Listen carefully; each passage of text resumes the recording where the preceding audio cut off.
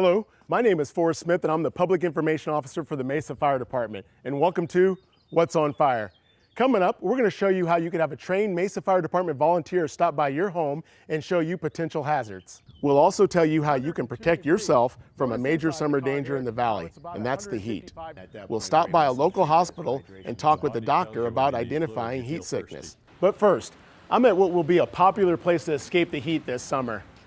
That's right, it's that time of year again, and what a better place to be but poolside by my friend and firefighter, John Lavis. John, good to see you. Good to see you too. Hey, thanks for having us over on your day off here, and I see that you have a really nice pool here, but there's a lot of hidden dangers with this. Well, as you know, we've had several drownings in the valley this year. For me, as a parent, as a firefighter, I've actually tried to take as many precautions as I can to eliminate those my children trying to get into my pool area. I have young children that have learned to actually scale my fence without using any chairs, ladders, anything. And so I have gone to the extreme of teaching my family CPR, as well as making sure that there's always adult supervision anytime that my children are out here in the pool. I make sure that we have our hooks, we have all the safety devices that we need and the people in place to make my pool a safe place to enjoy. All right, now you had mentioned something earlier and we were talking about those barriers, and I know those barriers don't necessarily just stop children. Can you elaborate on that a little bit? Yeah, just firsthand experience as a parent. I had an incident here just last week where my daughter had grabbed a palm frond that had fallen off a tree, and she actually threw it through the fence and wanted it in the pool. Meanwhile, it didn't go in the pool. So she actually attempted to climb my pool fence. Took her about 6 tries and actually was able to get up and over. At that point, I had left the area where I was watching her to get into the pool area to get her out. All she wanted was that palm frond in the water. Oh, wow. She didn't want a toy, she didn't want anything, just that. So we've taken everything that we can out of our pool area that would entice them to want to get in that pool, but even with that, simple things. Now, if you could sum it all up, John, what would you want to tell parents? Learn CPR. Watch your children around water. Don't think because you have a barrier that that's something that's going to stop them. If a child wants in a pool, they're going to get in a pool. Adult supervision. It only takes a moment to lose sight, lose track of your child for an incident to happen. All right. Prevention's the best medicine. That's excellent. John, thank you very much for having us out here. Now, messages like this have been spread for years by our water safety coordinator, Michelle Long. Michelle, it's good to see you. Great. Thanks for having us out here, or at least for coming out and joining us today. Michelle, I understand the lessons of water safety are as easy as the ABCs, right? They are. You want to start with A, adult supervision at all times. It's that eye-to-eye supervision, being out at the pool area.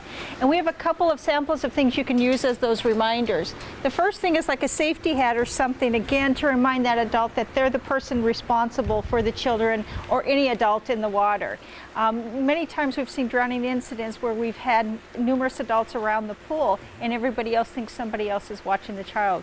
These types of things like a hat or a wristband are those constant reminders that say, hey, I'm in charge and I have to be making sure that everybody is safe in the water. We say trade off often because that way everybody gets to have fun around the pool.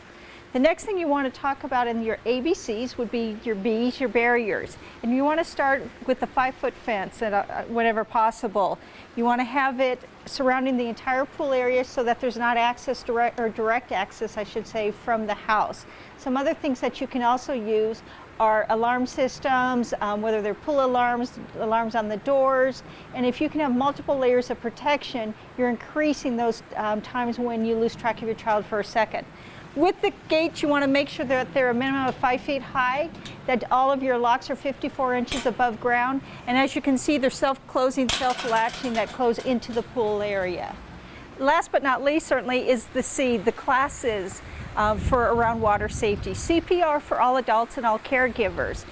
They need to know in case there's an emergency situation, what to do even before fire or paramedics arrive on scene. And you want to have swim classes for all children. Start them at appropriate ages, but even the adults around the water, if you're supervising, you need to know how to swim as well. Now, I know we also see people put water wings on kids and use other items like that. Right. Talk to us about what type of items I can use by my pool to help keep my kids safe. Okay, well, again, you want to encourage the swimming and the supervision being the most, but we're suggesting that you stay away from those water wings. When you look as to where they're always sold in the toy section, and they're a thin plastic. They can pop.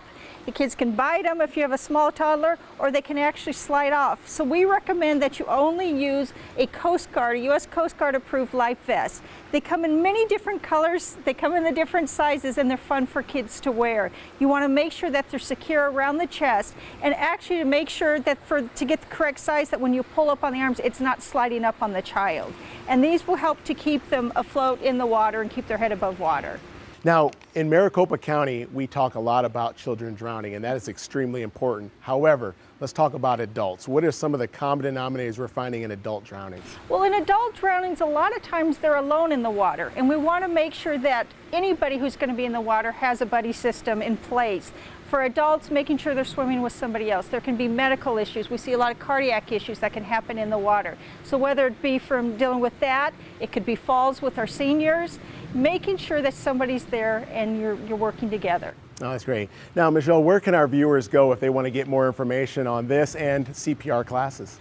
The best place to go would be mesaaz.gov/fire. That's our fire homepage, and basically it's going to have registration for individuals who want to take CPR classes. We offer free classes to the community. It's our Lifesaver class. It's offered a couple times a month. It's hands-on. You don't get the card, but you're going to know what to do in an emergency for your family. For those that need it for work, or they want it for babysitting to prove that they have the skills, you can take our CPR certification class. It's $25 per person, and again, registration is all online. Oh, that's great. Michelle, thank you very much for taking the time. We do appreciate it. Excellent information. Well, with that heat, of course, we're all going to be trying to get out of the sun, get cooled off. But what happens when you get too much sun, too much heat?